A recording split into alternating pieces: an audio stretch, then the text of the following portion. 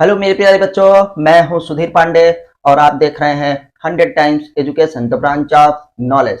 तो बच्चों, इस समय हम जो है क्लास 12th की बायोलॉजी पढ़ रहे हैं, चैप्टर नंबर 2, जिसका नाम है ह्यूमन रिप्रोडक्शन मतलब मानव जनन। और आज इसमें हम लोग देखेंगे स्ट्रक्चर ऑफ मेल क्या है स्पर्म, मतलब जो हमारे पास नर का शुक्राणु होता है उसकी संरचना क्या होती है, उसके कितने पार्ट होते हैं और उसका कौन सा भाग किस काम में आता है। तो बच्चों, आपसे रिक्वेस्ट है कि जिन्होंने चैनल को सब्सक्राइब ना किया हो वो चैनल को सब्सक्राइब जरूर कर लें और जो है वीडियो को लाइक करिए और प्लीज कमेंट भी जरूर किया करिए। यदि आप वीडियो देख रहे हैं तो उस पर कमेंट जरूर करिए, उससे हमको ये पता चलता है कि आपने वीडियो देखा तो आपको वीडियो कैसी लगी या हमको और कितना इम्प्रूवमेंट करना चाहिए, उससे थोड़ा सा मोटिवेशन भी मिलता है। तो चलिए बच्चों, हम लोग देखते हैं स्ट्रक्चर ऑफ स्पर्म। तो जैसे हम लोग पहले ही बात कर चुके हैं कि फर्टिलाइजेशन के लिए ये जरूरी है कि मेल और फीमेल गैमीट हो। तो स्पर्म आखिर होता क्या है, शुक्राणु आखिर होता क्या है? ये हमारे पास क्या होता है, मेल रिप्रोडक्टिव सेल है, मतलब जिसे हम जनन कोशिका कहते हैं। तो नर का ये जनन कोशिका है और ये जब मादा की जनन कोशिका मतलब ओवम से मिलेगा तब निषेचन होगा और निषेचन के बाद की सारी प्रक्रियाएं होती हैं, तब रिप्रोडक्शन क्या होता है, कंप्लीट होता है। जब तक बेबी का बर्थ नहीं हो जाता तब तक जो है रिप्रोडक्शन नहीं माना जाता है। तो चलिए आइए अब हम लोग देखते हैं। तो बच्चों, स्ट्रक्चर ऑफ स्पर्म में आप स्ट्रक्चर अभी देख ही रहे हैं, पहले हम लोग ये देख लेते हैं कि आखिर क्या होता है, उसके बाद फिर इसके स्ट्रक्चर को और एक्सप्लेन करेंगे। तो it is a microscopic structure. जो स्पर्म होता है वो माइक्रोस्कोपिक स्ट्रक्चर होता है। माइक्रोस्कोपिक का मतलब बहुत ही सूक्ष्म संरचना होती है। इसका साइज कहीं पूछा नहीं जाता है, लेकिन कहीं कहीं दिया गया है तो हम आपको बेटा बता देते हैं कि इसका साइज होता है, अगर माइक्रोस्कोपिक की बात कर रहे हैं तो इसका साइज होता है लगभग 6 माइक्रोमीटर का। लगभग क्या है, 6 माइक्रोमीटर का होता है। अब आते हैं इसमें ये किसका किसका बना होता है। Microscopic structure composed of a head. पहला भाग क्या बेटा, हेड। दूसरा भाग इसका नेक और तीसरा भाग है मिडिल पीस और चौथा भाग है इसका बेटा यार टेल। तो आप याद रखिएगा कि एनसीईआरटी में 4 पार्ट्स बताए गए हैं, हेड है, नेक है, मिडिल पीस है और टेल है।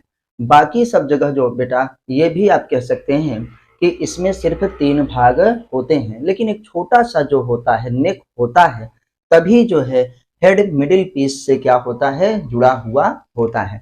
तो याद रखिएगा एनसीईआरटी में बकायदे जो है दिया है वो मोटी मोटी हेडिंग में दे दिए हैं कि हेड होता है, नेक होता है, मिडिल पीस होता है और क्या होता है, टेल होता है। तो आप भी इसको अच्छे से याद रखिए। आते हैं पूरा का पूरा जो स्पर्म यहां से लेकर के यहां तक, ये देखिए ग्रीन कलर से जो आपको हल्का हल्का दिख रहा होगा ग्रीन कलर, ये प्लाज्मा मेम्ब्रेन है। हम जानते हैं कि कोई भी कोशिका होती है तो उसमें बेटा क्या होता है, एक प्लाज्मा मेम्ब्रेन होती है जिसे हम बेटा क्या कहते हैं, सेल मेम्ब्रेन भी कहते हैं। और अगर वो प्लांट सेल है तो सेल मेम्ब्रेन के अलावा एक और मेम्ब्रेन होती है जिसे हम सेल वॉल कोशाभित्ति कहते हैं। तो एनिमल्स में जो है सेल वॉल तो पाई नहीं जाती, तो सबसे बाहरी जो हमारे पास मेम्ब्रेन होती है उसे हम प्लाज्मा मेम्ब्रेन कहते हैं या सेल मेम्ब्रेन कहते हैं। तो स्पर्म भी एक हमारे पास जनन कोशिका है ना, और तो इसके भी क्या है, पूरे जो है हेड से लेकर के टेल तक पूरा ये क्या होता है बेटा, प्लाज्मा मेम्ब्रेन पाई जाती है। तो आइए अब इसी को देखते हैं। अ प्लाज्मा मेम्ब्रेन, एक plasma membrane envelops the whole क्या है, बॉडी ऑफ स्पर्म। पूरी की पूरी बॉडी को जो है प्लाज्मा मेम्ब्रेन क्या है, कवर किए रहता है, ढके रहता है। अब आते हैं इसके मेन भाग में बेटा हम लोग कि पहला भाग क्या है, हेड। हेड में आप देखिए 2 चीजें हैं। हेड में हमारे पास एक न्यूक्लियस और एक क्या होता है, एक क्रोमोसोम होता है। तो आइए देखते हैं स्पर्म हेड ना। स्पर्म हेड बेटा क्या करता है, कंटेन इलोंगेटेड क्या है, हेप्लॉइड न्यूक्लियस। इलोंगेटेड मतलब ये देखिए गोल नहीं, क्या है, थोड़ा सा अंडे जैसा आकार का होता है। तो sperm head contain elongated haploid nucleus. तो न्यूक्लियस कैसा होता है बेटा, हेप्लॉइड। क्यों, क्योंकि ये खुद हेप्लॉइड है और एक हेप्लॉइड कहाँ से आएगा, फीमेल के ओवम से। कहाँ से बेटा, फीमेल के ओवम से, वो भी हैप्लॉइड होती है, ये भी हैप्लॉइड होता है। दोनों हैप्लॉइड मिलकर के क्या बना लेंगे, डिप्लॉइड, मतलब n प्लस n क्या हो जाएगा, 2n, और हमारे पास डिप्लॉइड बॉडी पूरी तरीके से बन जाएगी। तो चलिए बच्चों, हमने देख लिया कि हमारे पास हेड कैसा होता है, इलोंगेटेड हैप्लॉइड न्यूक्लियस किसमें होता है, हेड में होता है। अब आते हैं इसी हेड का एंटीरियर जो भाग है, आगे वाला अग्र भाग, बेटा उसके बारे में पढ़ते हैं कि anterior portion of nucleus, anterior portion of nucleus covered by क्या बेटा, कैप लाइक स्ट्रक्चर कॉल्ड क्या है, एक्रोसोम। महाराज तो याद रखिएगा किसके द्वारा, एक्रोसोम के द्वारा कवर होता है। कौन सा, हमारे पास इंटीरियर पोर्शन ऑफ क्या होता है, हेड। तो आपसे ये पूछा जाता है कि एक्रोसोम कहाँ पाया जाता है, interior portion of head, head के क्या है, अग्रभाग में पाया जाता है एक्रोसोम। एक्रोसोम और न्यूक्लियस दो के दोनों बेटा क्या है, हेड में ही बच्चों रहते हैं, याद रखिएगा। देखिए न्यूक्लियस के आगे, अब आगे बढ़ते हैं कि इस एक्रोसोम में होता क्या है, देखिए रेड कलर से ये भरा हुआ है। इस एक्रोसोम में बेटा एंजाइम्स होता है, क्या होते हैं, एंजाइम्स। एक्रोसोम फिल्ड विद क्या होता है, lytic enzyme, lytic enzyme. Lytic मतलब एंजाइम वो होता है जो लाइसिस करवाए, लाइसिस करने का मतलब जो सेल को क्या करते बेटा, डाइजेस्ट करते हैं। क्योंकि ये जाएगा तो कहाँ पे मिलेगा, ओवम पे। और ओवम में हमारे पास आप जानते हैं 3 लेयर पाई जाती है, एक कोरोना रेडिएटा, एक जोना पेलुसिडा, और तीसरी जो सबसे अंदर होती है उसे वेटेलाइन मेम्ब्रेन कहते हैं। तो इसमें जो बेटा हमारे पास जोना पेलुसिडा वाल होती है वो बहुत ही मजबूत होती है। उसको डाइजेस्ट करने के लिए न स्पर्म क्या करता है, अपने हेड को, ये एक्रोसोम वाले पोर्शन को जिसमें जोना पेलुसिडा में क्या है, धंसा देता है और धीरे धीरे धीरे उस वाल को गला देता है। मतलब एक्रोसोम किसमें हेल्प करता है, पेनिट्रेशन ऑफ क्या है, ओवम, ओवम को पेनिट्रेट करने में, ताकि इसका न्यूक्लियस ओवम के न्यूक्लियस से जाकर के मिल जाए और फर्टिलाइजेशन का जो प्रोसेस है वो कंप्लीट हो जाए। तो याद रखिएगा कि एक्रोसोम में क्या होता है बेटा, बहुत इंपॉर्टेंट है, lytic enzyme. Acrosome filled with क्या होता है, लाइटिक एंजाइम। अब ये और आगे करता क्या है, क्या होता, फार्क क्या है, पेनिट्रेशन ऑफ क्या होता है, ओवम। यहाँ पे लिख देते हैं, ये नहीं लिखे थे, फॉर क्या बेटा, पेनिट्रेशन, ट्रेशन ऑफ ओवम, पेनिट्रेट करे मतलब उसको क्या है, वाल को छेद करके चला जाए ना अंदर और फर्टिलाइजेशन हो जाए। अब आते हैं बेटा, एक्रोसोम इज फॉर्म्ड फ्रॉम, कहाँ से बनता है, ये भी पूछा जाता है कभी कभार, इस एक्रोसोम की संरचना किससे होती है। तो बेटा acrosome is formed from Golgi complex, कहाँ से बनता है, गोल्जी कॉम्प्लेक्स से बनता है।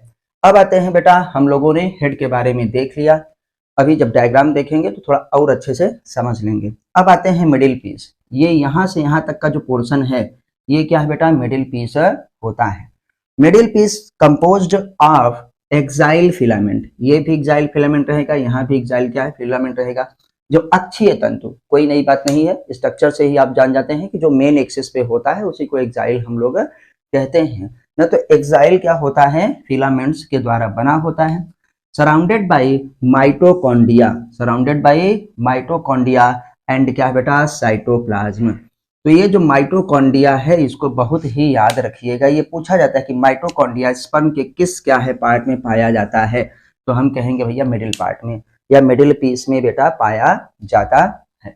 अब इस माइटोकॉन्ड्रिया का बच्चों काम क्या है, माइटोकॉन्ड्रिया प्रोड्यूस क्या करती है, एनर्जी प्रोड्यूस करता है। इसीलिए हम जानते हैं पावर हाउस ऑफ सेल क्या होता है, माइटोकॉन्ड्रिया, मतलब जहां पे एनर्जी क्या होती है, प्रोड्यूस होता है।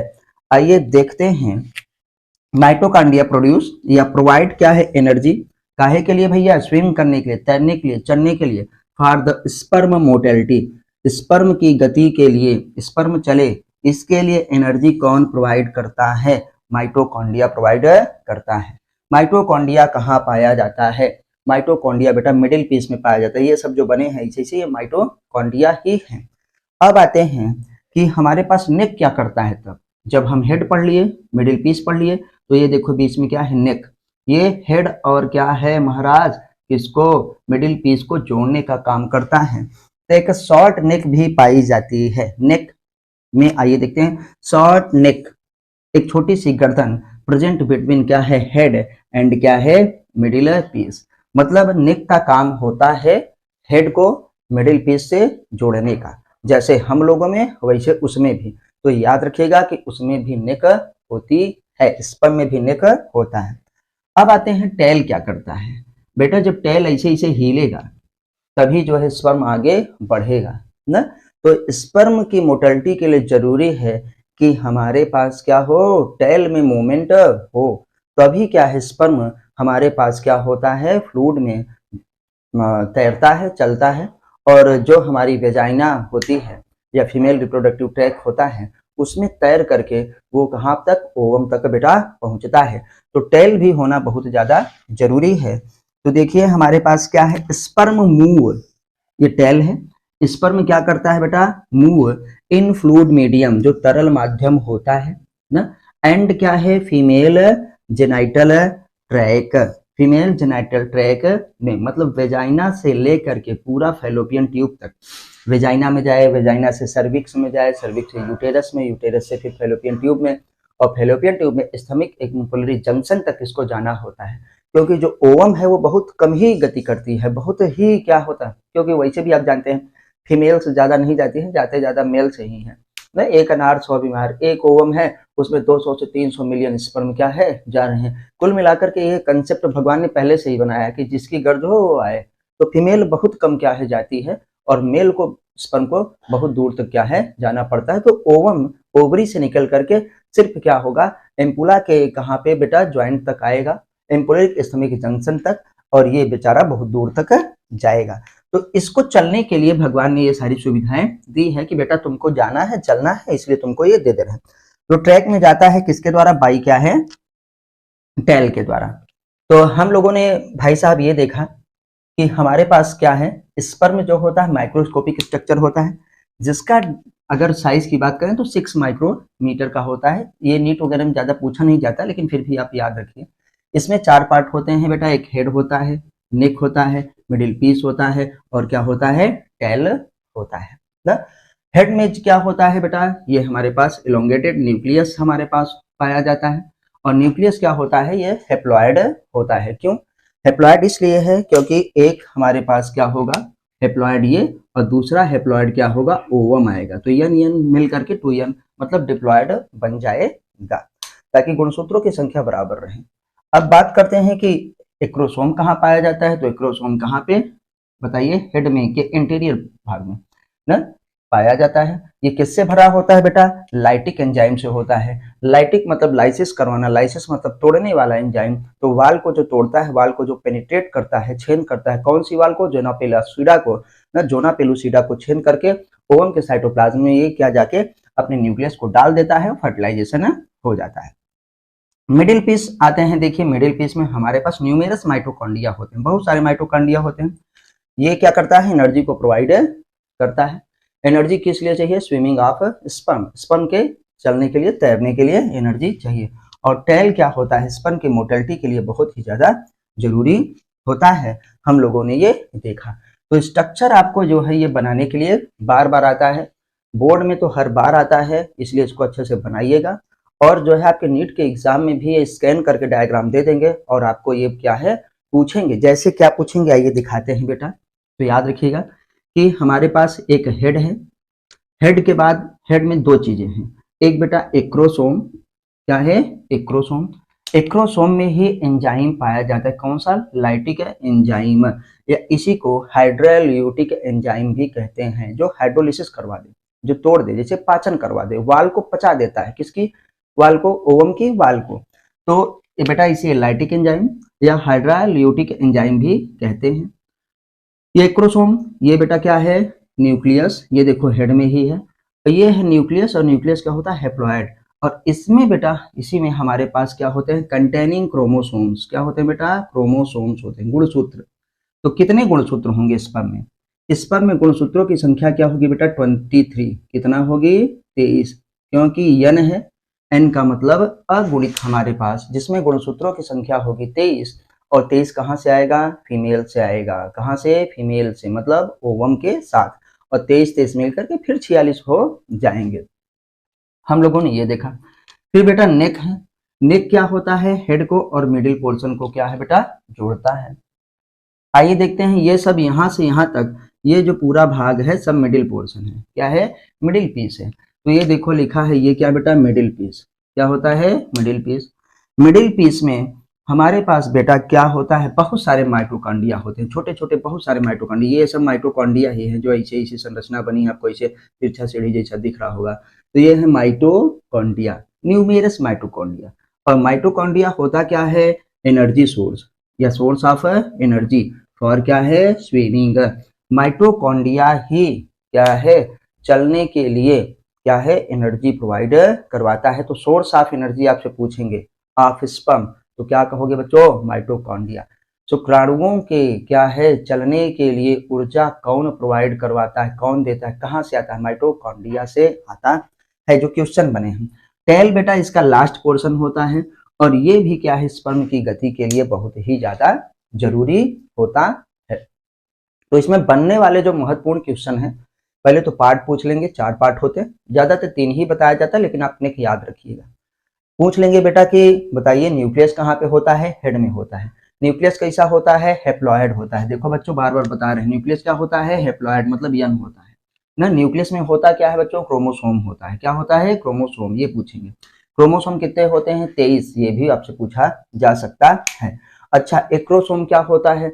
Acrosome interior portion of head होता है। इसीलिए बच्चों बार बार बता रहे हैं और आपसे रिक्वेस्ट है कि पूरी वीडियो जरूर देखिए। जिन्होंने चैनल को सब्सक्राइब ना किया हो चैनल को सब्सक्राइब करें। हम आपको एनसीईआरटी जो है पूरी तरीके से याद करवा लेंगे और आप बहुत ही अच्छा जो है अपने एग्जाम में करेंगे। बस जरूरत है बार बार रिवाइज करने की और बहुत सारे जो है जितना आपसे हो सके, जितनी आपकी कैपेसिटी है ना, उतने एमसीक्यूज करने की, क्योंकि उससे कंसेप्ट क्लियर होता है। किसका कौन सा सटीक आंसर होगा वो आपको पता चलता है। नहीं तो एग्जाम में कंफ्यूजन होता है, लगता है ये भी है ये भी है, बहुत क्लोजली रिलेटेड आते हैं। तो बेटा एक्रोसोम क्या होता है? एंटीरियर पोर्शन ऑफ क्या होता है? हेड। और ये देखो एक्रोसोम, एक्रोसोम में एंजाइम होता है। कौन सा बेटा? लाइटिक एंजाइम या हाइड्रोलाइटिक एंजाइम, जो हाइड्रोलिसिस करवा दे ना। अच्छा, आपसे ये पूछा जाएगा कि ovum wall penetrate by the help of, तो आप क्या कहेंगे? एक्रोसोम। क्यों? क्योंकि एक्रोसोम में हमारे पास होता है लाइटिक एंजाइम। आपसे ये पूछ लेगा कि एक्रोसोम का काम क्या है, तो बेटा ये पेनिट्रेट करता है ओवम की वाल को। ना समझ गए? जरूरी है फर्टिलाइजेशन के लिए।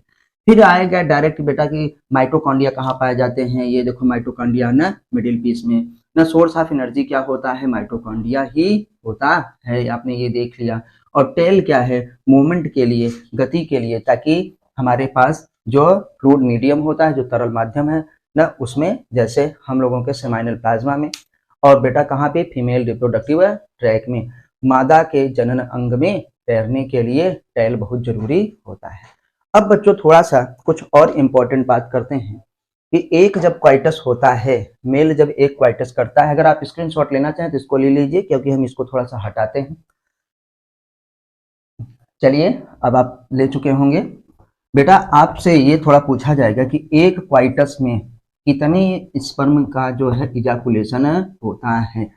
तो बेटा 200 से 300 मिलियन, 200 से 300 मिलियन है, बहुत ज्यादा होता है। मिलियन का मतलब 20 से जो है 30 करोड़ स्पर्म एक क्वाइटस में जो है रिलीज होते हैं। मतलब एक बार जब हम लोग संभोग क्रिया या सेक्स करते हैं तो उससे क्या है 200 से 300 जो है मिलियन स्पर्म इजैकुलेट होता है। चलिए बच्चों, तो हम लोग इसी को देख लेते हैं। यहाँ पे आइए देखते हैं। मेल इजैकुलेट 200 टू क्या है? ये एनसीईआरटी की एकदम लाइन है। 200 to 300 million sperm by single coitus. By क्या है? सिंगल क्वाइटस आप कहिए चाहे ईच क्वाइटस कहिए। जो एक जो बार जो है क्वाइटस इंटरकोर्स करने पे ना, संभोग करने पे, सेक्स करने पर बेटा जब इजैकुलेशन होता है सीमेन का तो उसमें 200 से 300 मिलियन स्पर्म रहते हैं, याद रखिए 200 से 300 मिलियन स्पर्म का मतलब 20 से 30 करोड़ स्पर्म, और जरूरत है किसकी, सिर्फ एक की ना। तो बाकी इतना भगवान क्यों बनाए हैं ये सोचना पड़ेगा, क्योंकि जोना पेलोसिडा की वाल को तोड़ने के लिए बेटा क्या है, स्पर्म बहुत ज्यादा होने चाहिए, क्योंकि फर्टिलाइजेशन केवल एक का होता है, लेकिन वाल इतनी स्ट्रांग होती है कि उसको पेनिट्रेट करने के लिए बहुत सारे लोगों की जरूरत पड़ती है। जैसे किसी दीवार को मिल करके हजारों लोग तोड़े और उसमें एंट्री केवल एक ही हो पाए, लेकिन तोड़ने के लिए हजारों की जरूरत पड़ती है। इसीलिए कहा जाता है कि सीमेन जो होता है उस पर स्पर्म अच्छे होने चाहिए, इसीलिए कहा जाता है कि स्पर्म कम है इसलिए फर्टिलाइजेशन नहीं हो पा रहा है। तो जरूरत सिर्फ एक की है, एक भी हो सकता है लेकिन तोड़ने के लिए बहुत की जरूरत पड़ती है, याद रखिएगा। तो 200 से 300 मिलियन, इसमें से जो होता है नॉर्मल फर्टिलाइजेशन के लिए, और क्या है, नॉर्मल फर्टिलाइजेशन के लिए लिख रहा है ना 200 से 300 मिलियन होते हैं, उसमें से 60%, और क्या है, नॉर्मल फर्टिलाइजेशन की फर्टिलाइजेशन आसानी से हो जाए, सामान्य फर्टिलाइजेशन, इसीलिए जरूरी है कि स्पर्म ज्यादा हो आपके सीमेन में। और normal fertilization 60% of sperm, 60% of sperm should be होना चाहिए, शुड बी होना चाहिए नॉर्मल शेप एंड साइज, वो सामान्य आकार के होने चाहिए ना। मतलब 60% आपके स्पर्म क्या होने चाहिए बेटा, अच्छी क्वालिटी के होने चाहिए।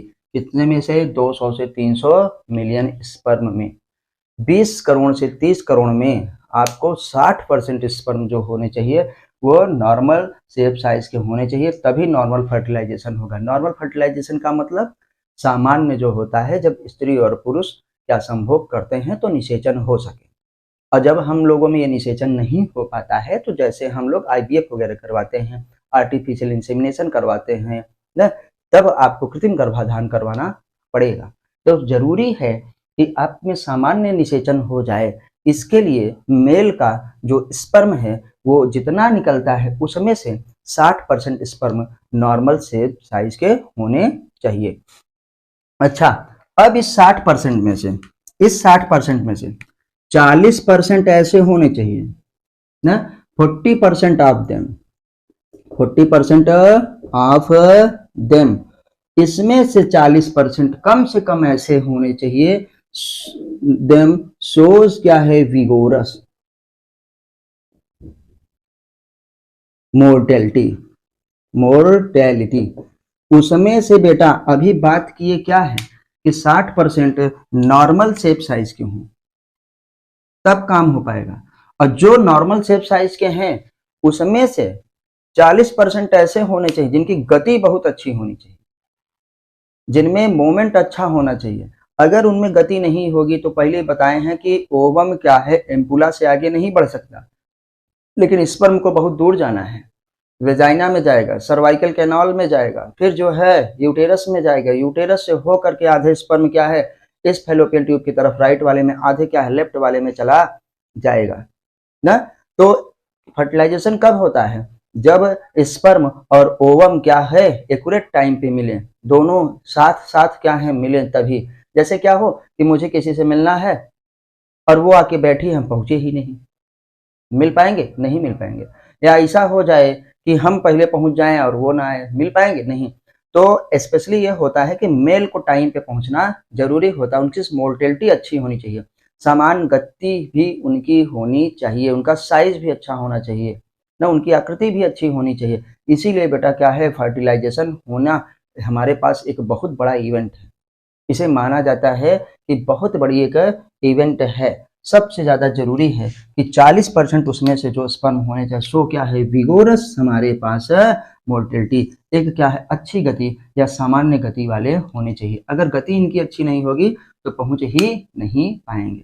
तो बच्चों हम लोगों ने जो है ये पूरी तरीके से जो है स्ट्रक्चर ऑफ स्पर्म देख लिया और उसका फंक्शन भी देख लिया, उसके कितने पार्ट होते हैं, किस पार्ट का कौन सा काम होता है, कितने स्पर्म निकलते हैं, स्पर्म का साइज क्या होता है, 60% स्पर्म नॉर्मल शेप साइज के होने चाहिए, उसमें से 40% की गति बहुत ही अच्छी होनी चाहिए, या सामान्यतः अपन नॉर्मल कह सकते हैं कि गति होनी चाहिए। तो बच्चों, आपको ये वीडियो कैसी लगी आप हमको कमेंट के माध्यम से जरूर बताया करिए, ताकि हम और भी मेहनत करें। और डेली आपको एक वीडियो जो है बेटा जो है डाली जाती है। कभी कभार नेटवर्क की वजह से आप में नोटिफिकेशन नहीं आता होगा, जिन्होंने चैनल को सब्सक्राइब किया है तो आप हमारे चैनल पे जा करके देख लिया करिए, सर्च कर लिया करिए, क्योंकि एक वीडियो अब किसी भी हाल में जो है बेटा क्या है डाली ही जाती है। मैं उसको डालता ही डालता हूँ, क्योंकि मेरे पास अब कोई काम भी नहीं है, क्योंकि हम क्या है सिर्फ पढ़ते हैं और क्या है पढ़ाते हैं, और कुछ रह नहीं गया है। तो इसलिए आपसे रिक्वेस्ट है कि आप सर्च करके भी देख लीजिए। फिर मिलते हैं बच्चों अगली वीडियो पे, तब तक नमस्ते, जय हिंद, जय भारत। जिसमें हम पढ़ेंगे oogenesis, जैसे अभी स्पर्मेटोजेनेसिस पढ़े वैसे अब पढ़ेंगे क्या है oogenesis के बारे में, कि मतलब ओवम का निर्माण कैसे होता है। तो बच्चों फिर मिलते हैं अगली वीडियो पे, तब तक नमस्ते, जय हिंद, जय भारत, वंदे मातरम।